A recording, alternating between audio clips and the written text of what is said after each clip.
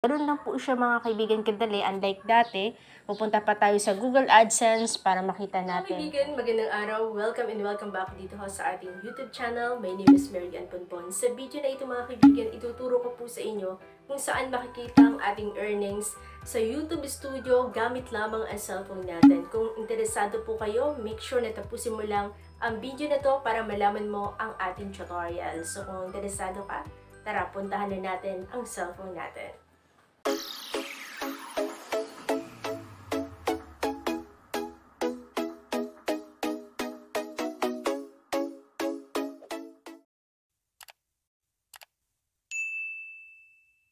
So, puntahan na natin ang ating YouTube Studio.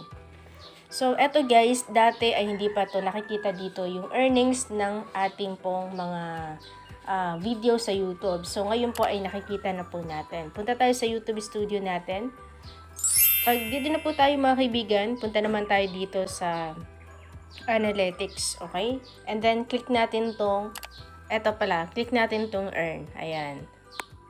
So, dito mga kaibigan, makikita po agad natin yung ating earnings dito po sa taas. Okay? So, makikita nyo po dyan, progress towards your next payment. Okay? So, makikita natin.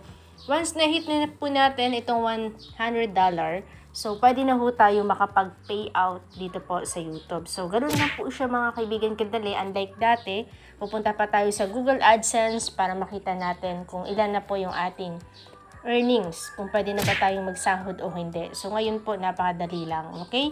Mga kaibigan, so yun na nga po at ganoon lang po siya kadali kung paano natin makikita ang ating earnings dito po sa YouTube gamit lamang ang ating YouTube Studio at ang ating mobile phone. So, kung nakatulong po sa inyo ang video na ito mga kaibigan, huwag kalimutang i-click ang subscribe button, pati na rin po ang notification bell para every time na may bago tayong upload. But wait mga kaibigan, kung gusto po ninyo na ma-shoutout sa next video natin, huwag kalimutan pong mag-comment ng hashtag please shoutout. Kasama po ang inyong pangalan at address para alam natin kung hanggang saan na nararating ang video natin. So yun lamang po mga kaibigan at maraming salamat po sa inyo.